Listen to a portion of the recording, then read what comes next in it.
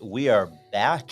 Back in town. Yeah, we've been out, I suppose, for the last couple Wednesdays, but we are here today. Just wanted to continue our talk about presence in the neighborhood and what that actually looks like regarding the church being in communities and how that we could have, I suppose, a stronger presence in the neighborhood. And so with me is both Frank and Victor. Both are in the house. In the house.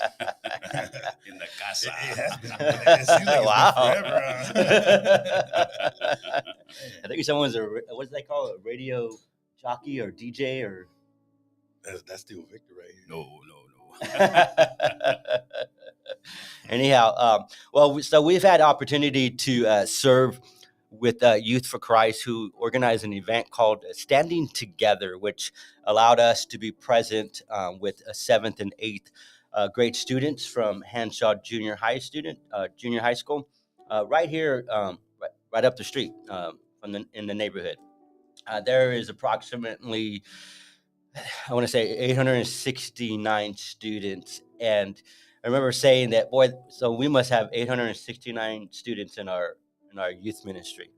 It's just this concept or this thought process of being able to be intentional in the lives of students, and so we have been learning how to increase the love of God, the same covenant love God has with us. We want to be able to model and extend to others, and specifically, we've had opportunities to do that with students over the last couple of weeks. In fact, tomorrow we'll have another day of being with these students. It helps us with our guiding passage, which is found in Matthew 22, verse 37 through 40, where Matthew writes and he talks about to love the Lord your God with all your heart, soul, mind, and strength.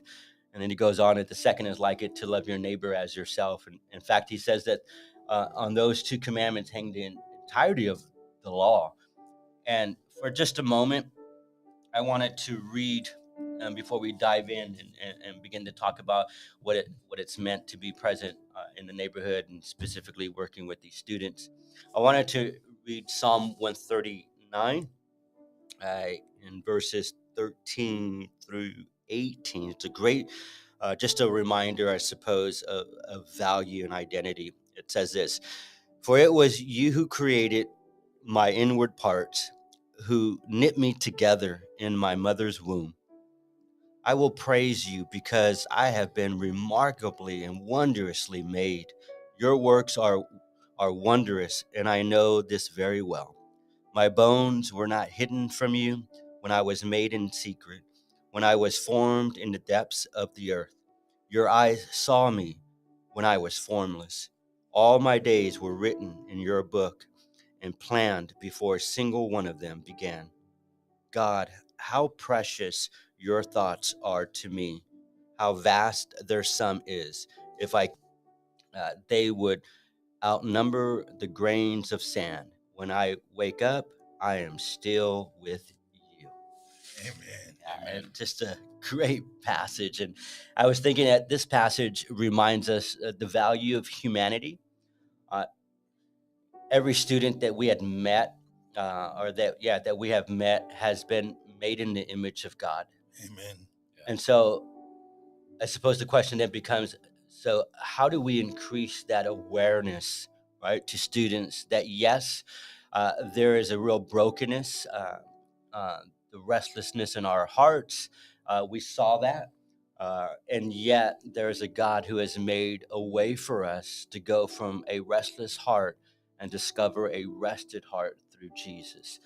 And it's just this concept of value, right, and identity. And so we're going to talk about that for just a moment as we're talking on this subject about presence in the neighborhood and how that we've had opportunity to be on campus as a result of our collaboration with Youth for Christ and Isaiah and their wonderful team organizing this event, or a couple of events now.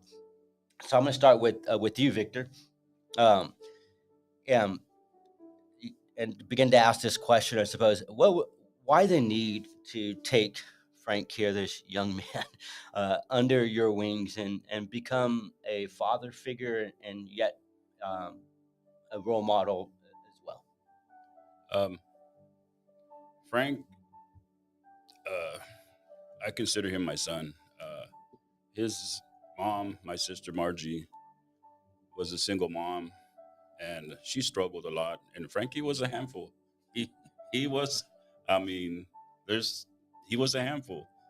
And me and my wife, we didn't have no kids at the time, and we took him in, and uh, we would take him everywhere, and it was such a joy to have Frank with us and stuff. And I knew he loved me, and I loved him, and I would take him everywhere. And Frank just he we were like father and son, and I really appreciate that. I know Frank says that he got a lot out of it. I got a lot out of it. I mean, I can't thank you enough, for being there, because just you being there for me too. Also, the love that you showed me, and the the the stuff you used to do. I still laugh at it. I mean, this guy would come to the house. Hey, Theo, this guy gave me this toy. Oh yeah, so I had to go over there and ask. No, yeah, I gave it to him and stuff. or and this guy would make friends everywhere. I mean, we'd go out of town, and he'd show up, and it'd be like that was his best friend. And yeah, Frank was a good kid. I mean, he was. I'm so proud of him. To the man that he is today. He had a little checkered past, but he's getting better. And like I said, I'm glad I was there to see him grow up, and it was my pleasure to have him.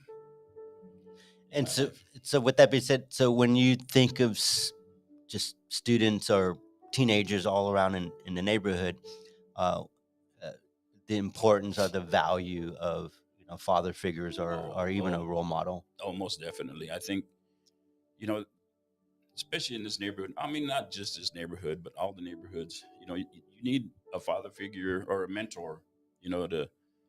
Maybe they don't have nobody at the house. So there's a lot of both parents work. So they're at the house by themselves or whatever. I'm so happy that you're here, Anthony. You get that Thursday night ministry that you guys do, and um, if you, uh, I just see that you're working here, you're doing God's work, and I can't explain it, Anthony.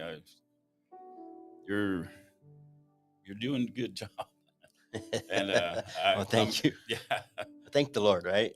yeah, and I don't know, Okay. yeah. No, that's good. So Frank, well, yeah, take us through your thought process from day one of having the opportunity to be present with students, um, with the 7th and 8th grade students. Oh, I was scared, man. Uh, I was having doubts. I was, thinking. I was honestly. I woke up that morning, and the first morning, and I was thinking, like, man, I don't even want to go. I was like, and it wasn't that I didn't want to go. It was just I was scared. I was like thinking, like, man, what are you doing in these places? What are you gonna do with these kids? You know what I mean? We're like, and like actually like not feeling qualified enough to be in this spot. You know what I mean? You're more than qualified. And I've been told that, and then I've had great people. I had Pastor Anthony speak so much life into me. You know what I mean, and letting me know, and you as well, and to speaking life into me and letting me know, like, hey, this is your calling. This is you belong in these places. Especially Pastor Anthony telling me that you belong in this space. This is the space you belong in this place, and just recording that and playing it over and over in my mind, and then hearing it in the voice of Jesus, like, you belong in this place. This is where I need you. And all the experiences that you had, kind of, Yeah, and I mean, so You know, getting there the first day getting there, it was. Uh, I rolled up and Sister Mackenzie pulled up at the same time I did, and I was like, "Cool, I ain't walking in this bad boy by myself." You know, so we walk in there together, and she knew I was nervous too, and she's like, "Oh, don't worry." She's all, "This should be easy," and I was like, "All right." So we go in there and we talk with the with the leaders and stuff, introduce ourselves to everybody, to the other leaders that were in there, and then these kids just start to come in, and I'm just like, so at first I got cool. I was like, all right, yeah, I met all the leaders, and I'm like, all right, we got this. And then next thing you know, I start seeing these kids, these seventh and eighth graders come in, and I'm just like, oh man, oh man. And you see some of these kids, some of them are pretty big, And I'm like, bro, how you how you an eighth grader, bro? You look like you belong in college. and so just I'm seeing all these kids, and I'm just like at first I looked at them as like opposition, and I was like, nah, that's not what these kids are. These kids are here to receive the love of God, whatever we could give them, Exactly. Learn about them, it's not about me, it's about me learning about them. Mm-hmm. So when they broke everybody up into groups, I was just praying like, Lord Jesus, give me some kids that want to receive. Give me some kids that, want to listen, want to learn, because I seen a lot of rambunctious, young teenagers that were like, and I know because I was like that, like, oh, what you gonna tell me? What you gonna say? Like, I ain't gotta listen to you. And I seen a lot of those kids, and I was just like, man, Lord, bring whoever you need me to have. At first, I was thinking like, man, bring me some soft kids, some kids that, and that are gonna just, just sit there and be quiet. But then, like, I was like, you know what, Lord, bring me what you need. Bring me the ones that you need me to, to talk to. The ones that I could break down, them walls of security, that they build up, where they don't want to talk to nobody. Yeah, you ain't gonna tell me nothing. Those ones, And as much as I didn't want it, I knew that's what I needed, know. And I was lucky. Pastor Anthony sat in my group. He was one of the ones that I had to reach, and still have to. But I was blessed to have him sit there and oversee the work I was doing, and man, I had my first group kids. They were great kids. The kind of that didn't want to answer no questions at first. Didn't want to sit there and participate in any of the activities that we were doing. And I was like telling them, come on, man, hey, what's up, man? This is an opportunity for you guys to just chill. You know what I mean? You skipping class right now. You're in a big group with with everybody right now. Where you guys participate. I told my group, hey, the more you participate in our group things and everything that we're going through right now, I go, the faster we get to go to lunch. Yeah. And that right there was like, bam, we get to go to lunch first, And I was like, yeah, and then so that kind of got them on board too, and I was cracking little jokes here and there, but when the walls begin to come down, man, when you're talking to these kids and you're asking them these different questions, you begin to see like they won't just come out and tell you, oh yeah, I'm having this issue, oh yeah, this is what's going on in my home, this, but when you could relate and you could see the pain in them, it's like, dang, like what do I do? What do I do? Do do I sit there and do I sit there and dig at them? Do I sit there and put them on blast, and the Lord just tell me, just listen. Yeah, just listen. Listen. And man, like there was these two teenager boys in my group, and they were kind of being kind of knuckleheaded at first, but then later on, like a little bit later, they just kind of started talking with me and like, oh, I don't have my dad, or I just have my mom, and or yeah, I have a big brother that he watches out for me, and I'm just like, man, this is crazy, because I know exactly what happens in these situations, if you don't have somebody that's there to guide you, to show you, which way they can go too. Yeah, and that's what, like, I don't know where I would be at. Like, I didn't, there was a stepdad in my home, for at short periods at a time, because he was always in and out. Not in and out like he would leave my mom. Like he would always be home for a couple of days and then take off to so called a business trip, whatever. You know what I mean? I remember. And but if I wouldn't have had you in my life, deal, like I would have known about needing deodorant and needing to wash needing to wash yourself properly. Hey, young men are supposed to smell like that. Hey, you need to brush your teeth, bro. Taking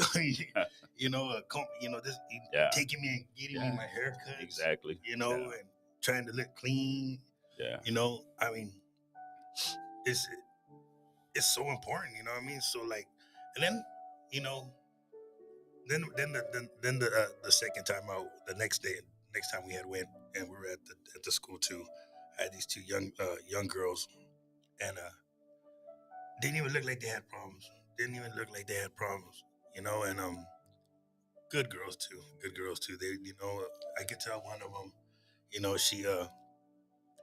she was just real quiet, and for some odd reason, like, I know she was having boy problems. That's what gave me the, like, she wasn't having home problems. She was having boy problems, because like when we would be talking and I would see her texting, and then like she'd be like, "Oh, I'm gonna go to the bathroom," and she would get up and go to the bathroom, and and I knew she in there texting real quick, having to text whoever it was that she was talking, and then so like I tried to brighten up her, I mean, I checked on her, like, "Hey, you all right? Is everything okay?"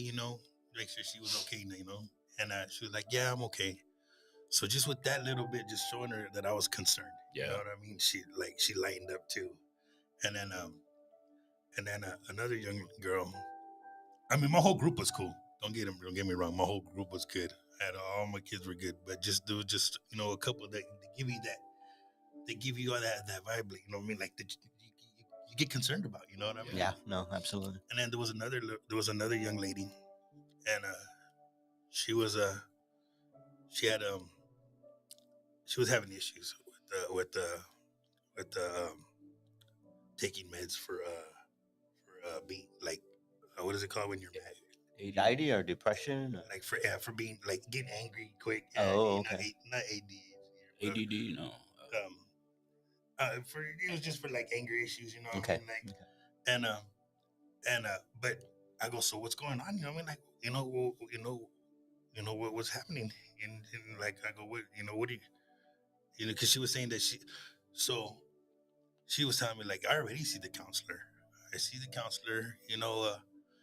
the counselor's telling me that I'm not gonna make it, that I'm gonna, that I'm not gonna do good, and this, and I'm like, what do you mean, like, what do you mean, like, what are your grades? You know what I mean? And this girl showed me her grades. She had all A's and two, like, she had all A's and like and the two. counselor was telling her that. Yeah, and she had like all A's and two B's, and they were B pluses. And Wow. I was like, wow, like, really? Like, look, I go, look, I go, I'm gonna talk to you from a spiritual point right now. You know what I mean? Like, because she was talking about the way she looks in the mirror, that like she sees something ugly, and I go, look, these are all lies of the enemy. This is she's a little Mexican chick, not chick, excuse me, little Mexican girl. You know what I mean? And Hispanic woman, little girl, and I told her, hey, I go, look, these are lies of the enemy. You know what I mean? Wanting to tear you down, wanting to keep you feel like you're stuck and trapped. I go, look at you. I don't even have to say nothing, but I'm telling you right now, look at your grades. Yeah. Your grades speak for itself. Like, you're a bright young girl.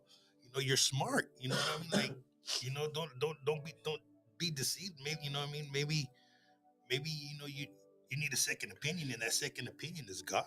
You know what I mean? Have you tried praying? Have you tried talking, going to church or to a youth group, or I go, you need spiritual help is what you need. Maybe you don't need this medication that you're on, then maybe it's what's making you feel even more depressed. I go, but if you were really that bad of a person, I don't think your grades would be that high. I don't think you would have grades like that. You know what I mean? Usually, not to be judgmental, but I didn't tell her that, but like to myself, I was thinking, like, not to be judgmental, like, but usually people that are struggling and are, really got issues don't got grades like Yeah. that. You know what I mean? Mhm. Because you're focusing on other things. And so I just, as I talked with her, I let her know, like, hey, God loves you. He has a plan and purpose for your life. You know, for all of us, there's a plan and purpose. And it's up to us to seek that. To open up that door and then to ask God to come into our lives. And so at the end of the day, after the program and stuff, they we got like this little box of pencils and the flashcards and stuff, and we give these cards out to each one of the kids and stuff. And so the thing is that we give these cards to them and we ask them, okay, write something nice to somebody. There's something encouraging that you would like to give. Yeah. Encouraging that you could get that That's you would nice. like to give to somebody else. An encouraging word or something. Write something encouraging on the card, and then I get So we gave them each two cards apiece, and then the second card was to write something encouraging about yourself. You know, and then so I gave these kids these cards and stuff, and they're doing their thing, and a couple are like, I don't know what to write, I don't know what to say, I don't know what to do, and a couple of the boys are like, oh man, I don't want to do this. Like, come on now, the faster we do this, the faster we get up out of here. Yeah. And then, so they were filling out these cards and stuff, and we're almost done, and those two girls that were kind of that the Lord had given me, like a sign that something was hindering these kids, these two. Um, they gave me cards, dude. They had wrote encouraging cards to me, Oh wow. Yeah, telling me that one of them was to never change, to continue being me. Yeah. Another one was saying always be you. Don't let nobody ever change you. And which was cool. You know what I mean? Yeah. And then I was like, you know what? Thank you. I was like, this is so awesome. I appreciate it. You know what I mean? Like, thanks. And it let me know that I was doing my work. Yeah. Yeah. You know Mhm. what I mean? And it says in the book, even if you reach that one, right? Yeah. And I reached two that day, Yeah. and for the kingdom, and but so after that, the walls kind of came down. They were like, and they came back and like, can I get another card? Can I get another card? Like their whole Wow. like little hardcore persona that they had on it. Yeah. It was just like it came down. What I mean? Yeah. And they were like, get that, and at that point, and yeah, it was at the end of the day, at the end of the program, but they were enjoying the last bit of it. Yeah. You know what I mean? That they were like, hey, can I get another card? So they were reaching out to other people as well, other students as well. Yeah. That's And nice. but man, the group, Pastor Isaiah, man, I don't know, man, that guy's something else. Yeah. He's like a radio disc jockey when he's out there. Getting setting the tone for everything. He's just awesome, dude. Pastor Isaiah, shout out to you, brother. I love you, man. Yeah. So, yeah. We sure do love uh, working with you and just being around you. Very uplifting and encouraging, and very authentic and real Yeah. individual, and the rest of the team as well, as they Oh, gave yeah. their stories. And Sister so I Mackenzie. heard tomorrow your beloved wife is going to Yeah. share. Yeah, she's gonna be giving a little bit of her testimony tomorrow to the group. Wow. She's looking forward to that. Such a beautiful lady, man. Yeah, I'm very blessed. Very blessed. And, and it was interesting. I remember they showed this video, but what I got out of it is a couple of things. One, uh, that learning how to kind of be the best version of me, the best version of Anthony. Not You're not being somebody else or anything like that. But there was a statement in one of the videos I remember. It said to compare yourself to somebody else is an insult to you. I was like, I never really thought about, because we could fall in the trap of comparing ourselves to, like, oh man, I wish I was, able to do that, or that person has that gift, or whatnot. But we even just read ourselves that, right, that God created us wonderful. How does he say it? Again, he says that because I have been remarkably and wondrously made, your works are wondrous, and I know them very well. And he just goes on about the fact that God knit us together, and we all have purpose, and we find our real identity in our relationship with the Lord. But what about what was it? The standing up, Yeah, that's yeah. um, The stand together. and the That part, standing together. the stand together part was a awesome part because like on the first day, you know, my little nephew, he's my little cousin, but since I'm a whole lot bigger, we deals, we be Yeah, deals, yeah, I know. and but little Billy Ray, yeah, he uh he was there, and so that and then so he seen like when we were doing the stand together when we were all in that big old square, and when they were asking us questions, have you ever do you have a father in the home, or have you ever stood up for somebody that was being picked on, or all the different questions, and to stand up for a lot of the things, like one of the leaders that was in his group. At the end of the day, she came over to me and she goes, "Hey," "Hey, Frank." She grabbed me by my shoulder. She goes, like, "Hey, Frank," and I was like, "Yeah," like, and I thought she was gonna yell at me for something. I don't know, but she was like, "I just want to talk to you and let you know that Billy Ray's your nephew, right?" And I was like, "Yeah," and she goes, "Just want you to know that he's watching you. You know what I mean? And he sees you and he's seen you stand up for all these different things. That all these these different questions. And it just like wow that Yeah, that like she's like I just want to let you know that he's watching you.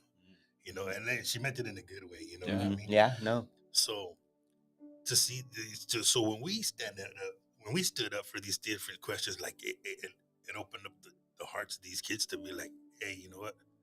Well, I'm going through it too. And the second day, I had when we first got there, I had this group of little hardcore boys that they weren't even in my group, but they just flocked around me like they just wanted to know me.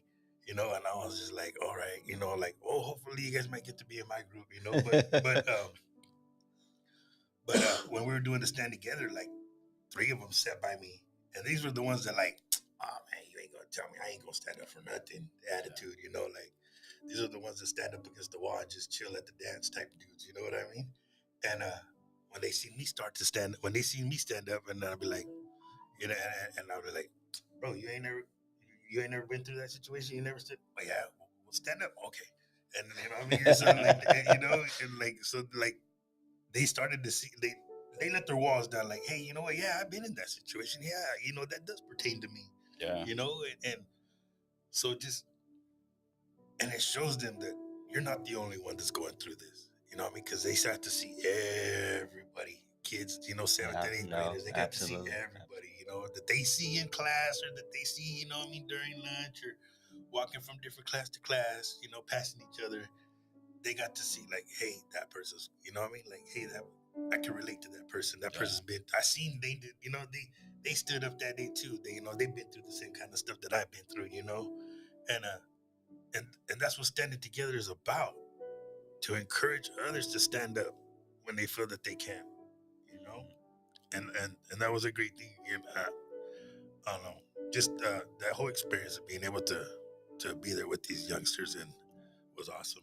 Yeah, and and the wonderful thing about it is that these are students right here in the neighborhood, and so over the last, I think it's last week, not this week. I haven't been too busy out here, but I already ran into individuals walking by, and they're like, "Hey," it's like, "Oh, I can't remember their name," Yeah, but we yeah, remember, they have sharper minds than I do, so they probably, they remember me, but yeah, I just remember the visual, the person, yeah. and even was it yesterday? We were over at Walmart, the little supermarket, and there was another kid out there, kind of went like that, and I was like,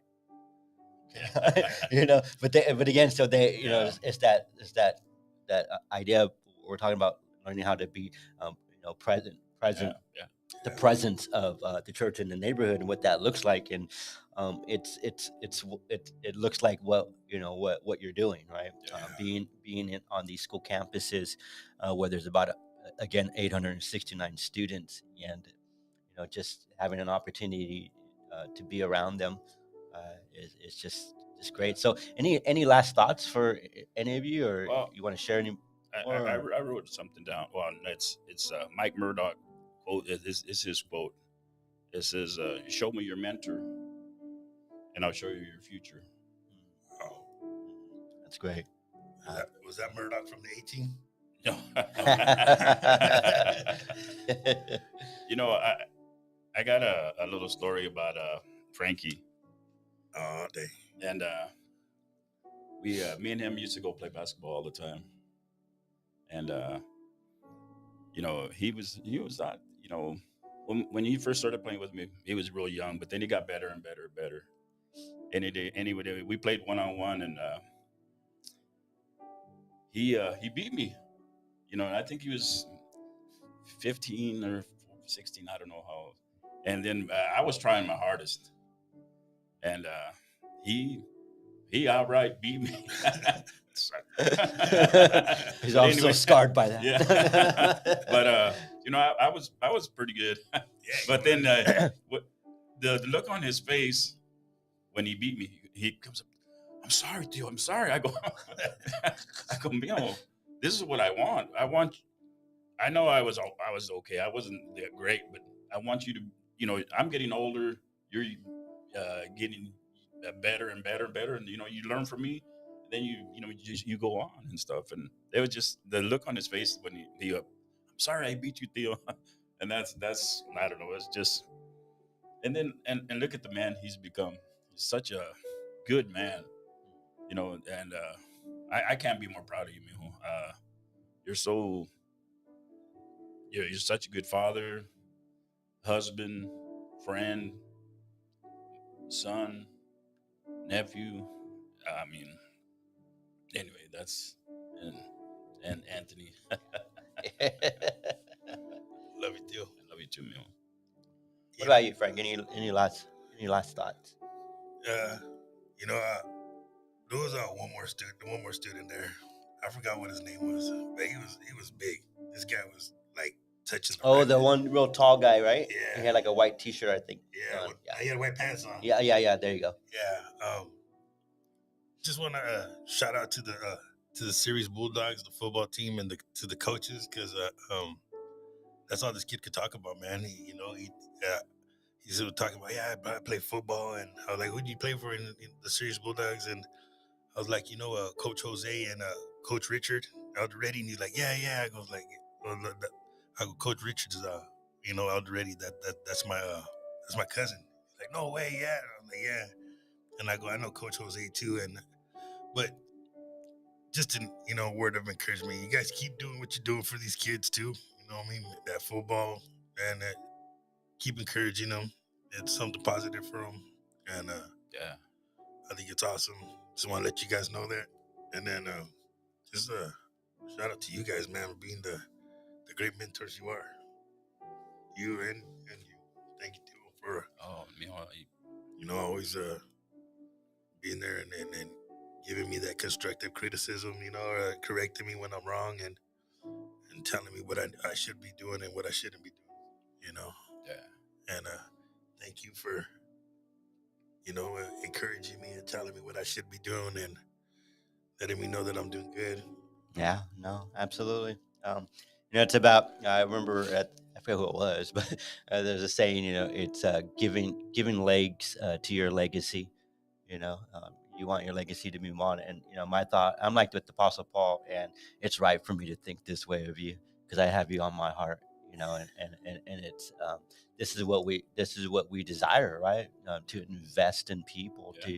And so when we talk about presence in the community, it's about being embedded. There are real people all around us, and these are real teenagers that are going through some real stuff, right? Yes, sir. As we discovered, and yet God, for whatever reason, allows us to have opportunity, through um, the works of Isaiah and their team, their conversations that they have there on campus, and allowing.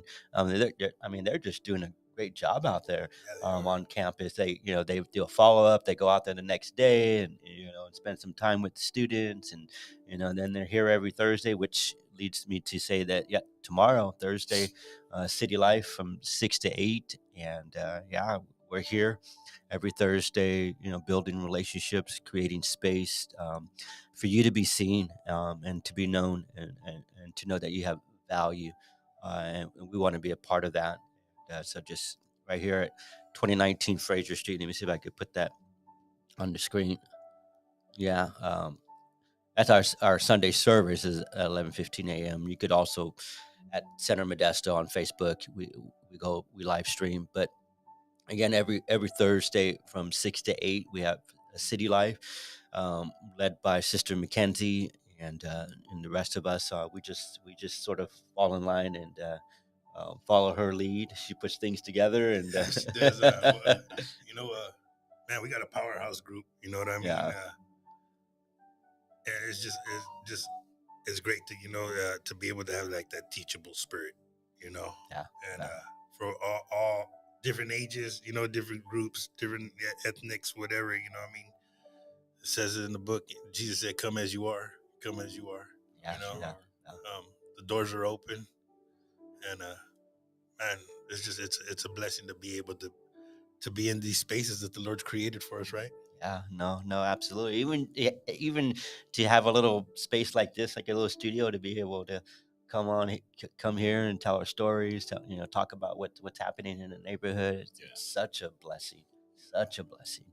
So thank you too, man. I love you guys. I was hoping that today I was going to be like, man, yeah, go Niners. But that's a whole different Is story. that a team? Yeah. I'm But just kidding. I Keyword thank was hoping. I thank you for your prayers. That would have But been pretty. yeah. But anyhow, so we're out. We'll see you folks next Wednesday, and we'll dig a little deeper about what this means to be present in the community in a real way. Thank you. Love you. Bye.